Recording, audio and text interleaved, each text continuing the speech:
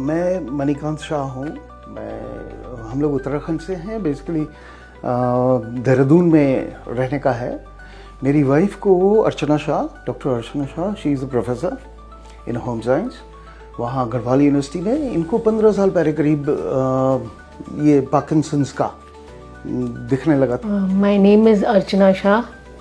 I'm a professor in home science in Garhwal University, presently posted in Tehri, Garhwal. And I first felt the symptoms in 2010, and it was diagnosed as Parkinson's disease. I have been managing the symptoms तब से, and अब ऐसी स्थिति आ गई थी कि जिसमें मेरे को इंडिपेंडेंट रहना मुश्किल होने लग गया था। मूवमेंट्स बहुत स्लो होने लग गए थे और कपड़े पहनने में थोड़ी सी मुश्किल, टर्न अराउंड करने में, और वो दीवारों का सहारा लेके चलना, और ये बढ़ते जा रहा था। और मेडिसिन जब लेती थी तो डिस्काइनेसिया एक सिचुएशन होती है जिसमें बहुत ज़्यादा एक्टिव होने लगता है पेशेंट, और डिस्काइनेसिया शुरू हो गया था जिसकी वजह से ये इनवॉलंटरी मूवमेंट्स होती हैं। अर्चना जी जब हमारे पास आई थी तो उनको एडवांस्ड पार्किंसंस थी। ऐसी स्थिति में उनके बॉडी में शेकिंग बहुत ज़्यादा हो रही थी, इस तरीके के डांसिंग मूवमेंट्स हो रहे थे, कभी दवाई असर करती थी, कभी नहीं करती थी। हमें लग रहा था ये मेडिकेशन बढ़ते बढ़ते बढ़ते कहाँ तक जाएगा, तो वी वर लिटिल इन अ टिजी कि अब क्या किया जाएगा, इसके आगे मेडिकेशन कितना ज़्यादा तक जाएगा। तो टीबीएस एक आंसर था। इनको हो सकता था कि अपने प्रोफेसर हैं तो लेक्चर लेने में वगैरह में दिक्कत होती। ड्राइविंग इन्होंने 10 साल पहले छोड़ दी थी, तो बहुत कम थोड़ा जाती थी। तो ये दिक्कतें डेली लाइफ में आने लग गई थी। इनको पार्किंसन डिजीज थी पिछले 16 साल से। तो इनका जब पार्किंसन डिजीज शुरू हुई, इसको हम यंग ऑनसेट पार्किंसन डिजीज कहते हैं, क्योंकि ये उस टाइम पे तकरीबन 44-45 ईयर्स की थी। तो इनके बहुत फुल ब्लोन सिम्टम थे। इनको बहुत मल्टीपल टाइम सिंडोपा लेने की जरूरत पड़ रही थी और इनकी क्वालिटी ऑफ लाइफ काफ़ी पुअर हो गई थी। इनफैक्ट इनको बहुत ही सीवियर डिस्काइनेसिया थे, जो कि एक डांसिंग टाइप की मूवमेंट होते हैं जो बहुत सोशली एम्बैरेसिंग होते हैं। इसके अलावा इनको दिन में 5-6 बार सिंडोपा लेने की जरूरत पड़ रही थी, and in fact her day was completely dependent on Syndopa. Every time she would take Syndopa for 1 or 2 hours she would have benefit, then again she would wait for the benefit of the next dose. तो हमको DBS का एक option लगा। तो पता चला कि DBS एक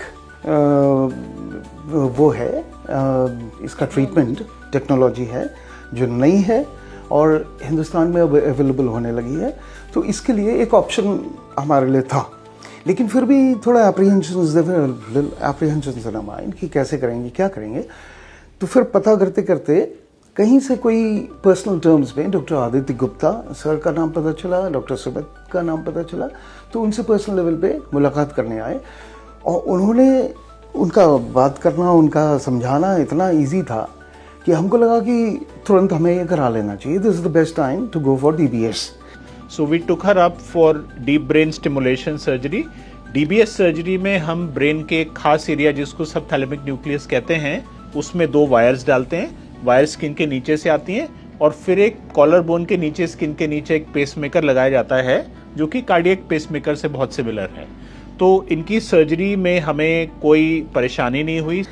तो उसके बाद विद इन अ फोर्टनाइट इनको यहाँ आर्टेमिस में आके एडमिट कर दिया गया और 7th को एडमिट किया ऑफ मार्च 2026। 9th को इनका प्रॉपर सर्जरी हुआ।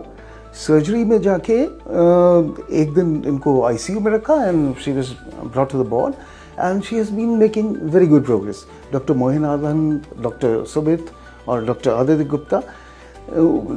गुप्ता के मानो उसमें इन लोगों ने ये पूरा सर्जरी को कैरी आउट किया था। सर्जरी बहुत स्मूथली हुई।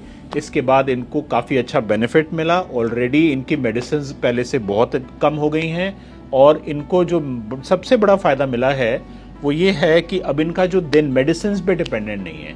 हालांकि ये बहुत लो डोज मेडिसिन लेती हैं, बट इनको कंटिन्यूसली बहुत अच्छा इफेक्ट मिल रहा है और इनकी क्वालिटी ऑफ लाइफ पहले से बहुत अच्छी है।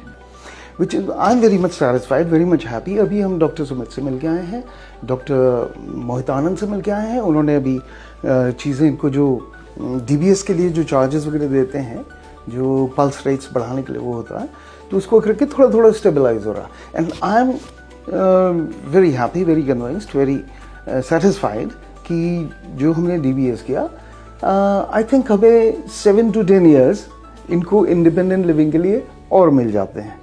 So she is very happy with the DBS surgery, and I think this kind of patient who undergoes this kind of surgery at 60 years of age, this needs to be better made aware to the society कि ये option हमारे लिए available है कि हम timely intervention करके लोगों की क्वालिटी ऑफ लाइफ उनको वापस दे सकते हैं।